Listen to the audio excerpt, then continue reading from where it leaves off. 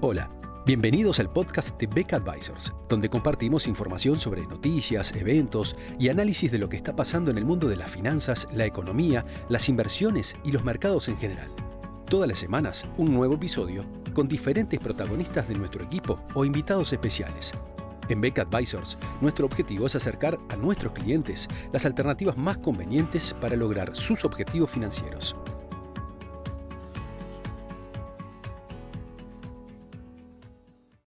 Un dato económico que ha llamado la atención y ha generado preocupación entre analistas, prensa, público en general, fue el de la caída del Producto Bruto norteamericano, el nivel de actividad en Estados Unidos en el primer trimestre de 2022 de un 1,4% tras un aumento de 6,9% en el cuarto trimestre de 2021, siempre hablando, por supuesto, de tasas anualizadas.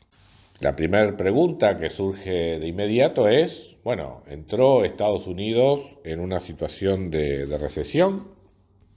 Pues bien, ante esa pregunta caben hacer una serie de consideraciones. En primer lugar, una golondrina no hace verano, ¿verdad? Normalmente, para poder hablar de una economía en recesión, se suele pedir que los datos de variación negativa en el nivel de actividad sean de al menos 2 o a veces 3 trimestres consecutivos, cosa que por el momento no está ocurriendo. Obviamente, si el número del segundo trimestre de 2022 vuelve a ser negativo y eventualmente también el del tercer trimestre, ahí sí no habría dudas en cuanto a que deberíamos declarar a la economía norteamericana, por lo menos en algún nivel de recesión transitorio. Esta oscilación que vemos en el primer trimestre todavía no llega a calificar como tal, sobre todo después de algunos trimestres de crecimiento robusto como se venían observando durante el año 2021. En segundo lugar, las consecuencias desde el punto de vista de recomendaciones de política y eventualmente también sobre los mercados financieros, que particularmente es lo que más nos interesa, también dependen mucho de que estas oscilaciones en el nivel de actividad tengan su origen en factores de oferta o en factores de demanda. Si se trata de una típica recesión causada por insuficiencia de demanda, seguramente la política económica que seguirá sería la de introducir estímulos en la economía, reducciones en la tasa de interés y eventualmente eso también, en ese contexto, uno vería empresas sufriendo, ¿verdad?, una contracción en sus ventas, eventualmente provocando despidos y demás. En cambio, cuando lo que se está teniendo son oscilaciones de oferta, ya sea por factores climáticos, problemas energéticos o problemas de abastecimiento, como que son los que típicamente están ocurriendo en este momento en Estados Unidos, las respuestas de política son muy distintas. En ese caso, los estímulos de demanda poco o nada pueden hacer para mejorar la actividad económica. Y a su vez también el comportamiento de las empresas es muy distinto, también dependiendo incluso del tipo de shock de oferta que esté recibiendo la economía. ¿Qué es lo que ha pasado concretamente durante el primer trimestre en la economía norteamericana? Una primera aproximación, que es la que suelen hacer los economistas y es la que ha aparecido en general en los repartidos de prensa sobre este tema, es mirar la evolución del producto atendiendo los distintos componentes de gasto. Pero eso puede llevar a una lectura no totalmente clara de la situación. De todas maneras, si uno mira, sigue ese enfoque, se encuentra con que hay dos componentes de la demanda agregada que crecieron fuertemente durante el primer trimestre. El consumo privado, el gasto en consumo del sector privado creció un 2,7% anualizado y el gasto en inversión privada, inversión privada fija, creció un 7,3% anualizado durante el primer trimestre de este año en comparación, todo esto siempre en comparación con el cuarto trimestre del año pasado. ¿Cuáles son entonces los componentes de la demanda total que caen? Bueno, hay una caída en el gasto del gobierno, que es fundamentalmente en insumos para defensa, que uno debería considerarlo como transitorio. Hay una caída del 5,9% en las exportaciones y hay una caída significativa también en los inventarios de las empresas.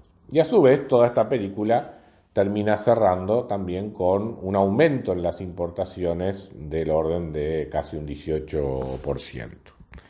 Ahora, ¿qué significa esto? O sea, ¿qué es esto que sube, baja distintos componentes?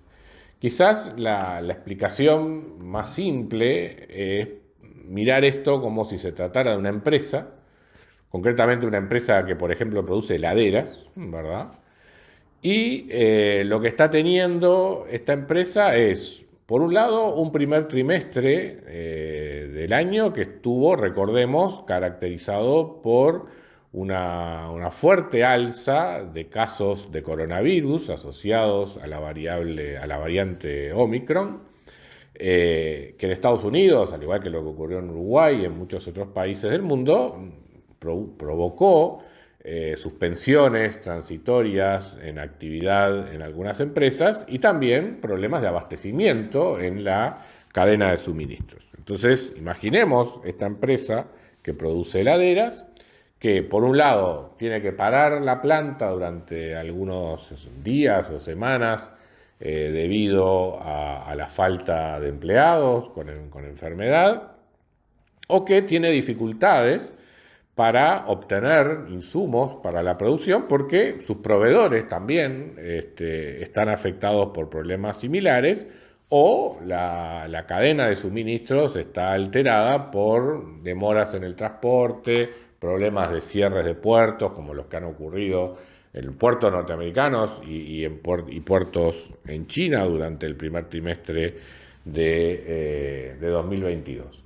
Entonces, en todo ese contexto hay una reducción de la producción, y eso es lo que vemos con la caída del producto en el primer trimestre, pero por otro lado hay clientes que siguen golpeando la puerta demandándonos heladeras, lo cual se refleja, digamos, en ese aumento en la demanda interna, tanto de bienes de consumo como de bienes de inversión. Seguimos teniendo clientes que quieren comprar y por otro lado tenemos menos producción con la cual atender esas ventas en el mercado interno.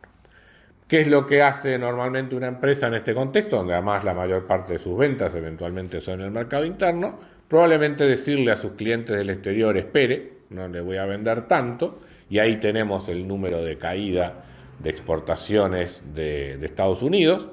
Probablemente agregue en mi línea de productos que se ofrecen alguna línea de heladeras importadas, y ahí vemos también el aumento de importaciones en Estados Unidos. Y obviamente también uno echa mano a los inventarios que tiene acumulados de periodos anteriores, y entonces uno saca del almacén heladeras producidas en periodos anteriores para ponerlas a la venta en este periodo donde hay insuficiencia de producción respecto de la demanda. Eso es básicamente, esto que hemos ejemplificado para una empresa hipotética, es básicamente lo que reflejan los números de la economía norteamericana en el primer trimestre. Una actividad dificultada por el coronavirus, tanto en lo que pueda ser producción interna como en disponibilidad de abastecimiento, en un contexto donde la demanda interna en Estados Unidos ha seguido creciendo en forma bastante vigorosa. ¿Qué implicancias tienen entonces estos resultados, digamos, de vista a las perspectivas? En primer lugar, esto es COVID, o sea, esencialmente lo que estamos viendo aquí es un reflejo de una situación de COVID a nivel mundial que todavía no termina de resolverse. Por lo tanto, si hablamos de recesión o no, evidentemente es una recesión de oferta, ¿verdad?, causada, digamos, por las distorsiones en la cadena productiva que ha estado produciendo el COVID. En segundo lugar, claramente lo que estamos teniendo aquí es presiones inflacionarias, o sea, una situación de oferta restringida, enfrentada o que tiene por el otro lado un aumento persistente en la demanda agregada, con estímulos que todavía están presentes en la economía, y el resultado de ese exceso de demanda son presiones inflacionarias, como justamente fueron las que hemos estado observando en Estados Unidos durante el primer trimestre del año. O sea que esto no es más que la contracara, digamos, del fenómeno inflacionario tan agudo que se viene observando en los Estados Unidos. Y en tercer lugar, desde el punto de vista de los resultados de las empresas, este dato del PBI, si bien no es lo mejor, no es tan malo como puede parecerlo a primera vista, en la medida que estos fenómenos, estos factores de oferta, sean transitorios y se puedan ir superando en el mediano plazo. Lo que es evidente es que para las empresas norteamericanas sigue habiendo un aumento en la demanda por sus productos, que hasta el momento han sido capaces de trasladar a precios, manteniendo, por lo tanto, el crecimiento de sus ganancias en función de la inflación, que por otra parte es lo que estamos empezando a ver a medida que se van divulgando los resultados de las empresas para este primer trimestre.